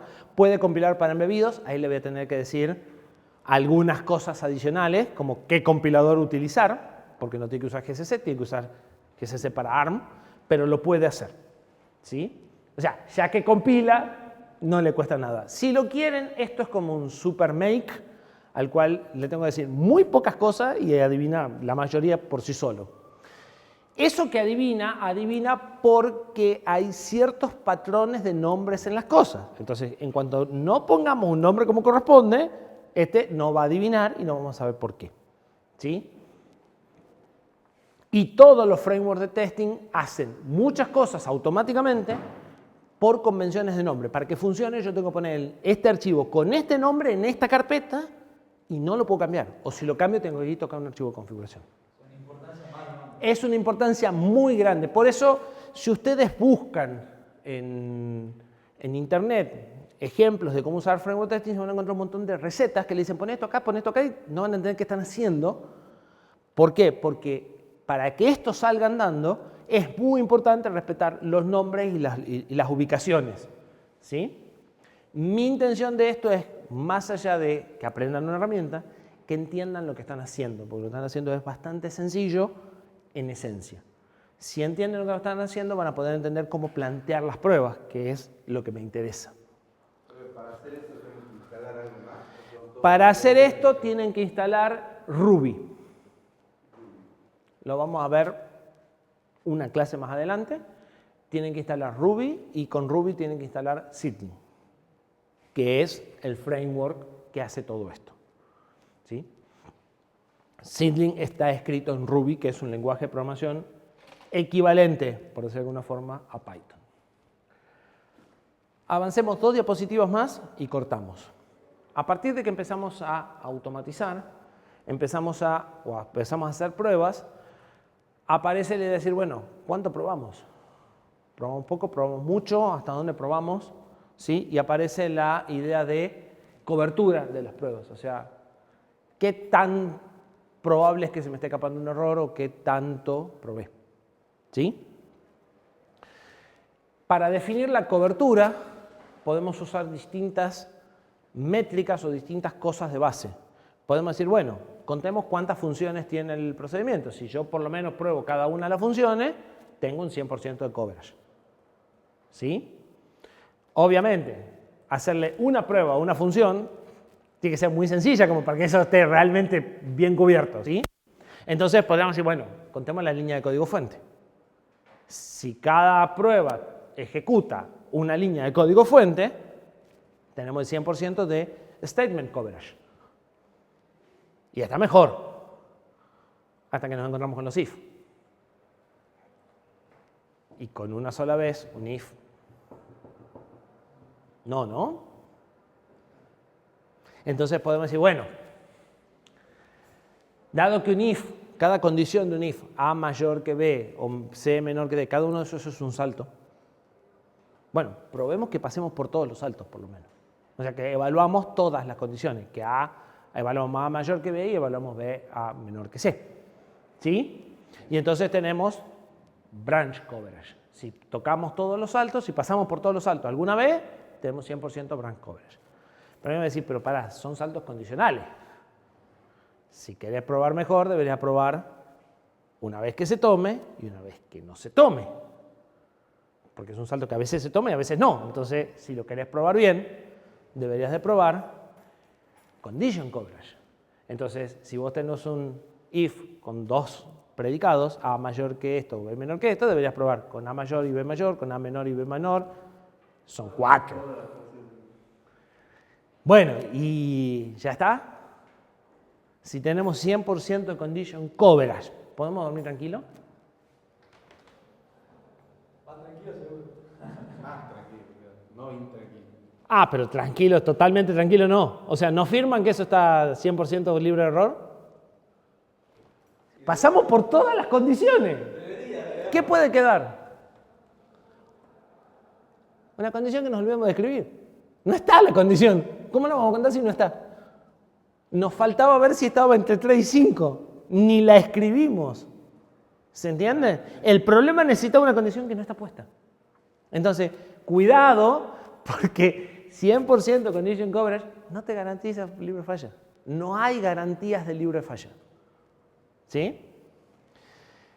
Obviamente, cuanta más cobertura tienen y cuando su métrica de cobertura es más exigente, menos probabilidad de falla quedan. ¿Sí? Pero la posibilidad de una falla siempre está. Algo que nos van a dar las herramientas, y por eso esta aplicación, es un informe de cobertura. Y nos va a decir, bueno, qué cantidad de funciones cubrimos, qué cantidad de líneas cubrimos y qué cantidad de saltos cubrimos. Y además de eso, nos va a decir, para cada línea, cuáles se ejecutaron, cuáles no, y cuáles saltos se evaluaron y cuáles no. ¿Sí? Esta marquita quiere decir que se tomó por true, y este por false. O sea, de estas 3, de las 8 condiciones, solo evalué una de las 8. ¿Sí? Entonces, la misma herramienta me va a dar toda la información para mejorar la cobertura o para ver o para analizar qué implica el nivel de cobertura que tengo. Y ahora tenés que ir poniendo el printf en cada uno de los lugares para ver si entraba o no entraba. Exactamente. Te vas a ahorrar muchas cosas. Con esto, aunque parezca mentira, se van a ahorrar el debugger. Si lo hacen bien, no les va a hacer falta debugger. Van a terminar el código, lo van a poner y mandar. Pero lo tienen que hacer bien. Y eso quiere decir pensar como máquinas. O sea, limitar su capacidad de pensamiento y hacer lo mínimo indispensable en cada paso. En cuanto hagan un poco de más, van a meter la pata. Listo, cortemos acá.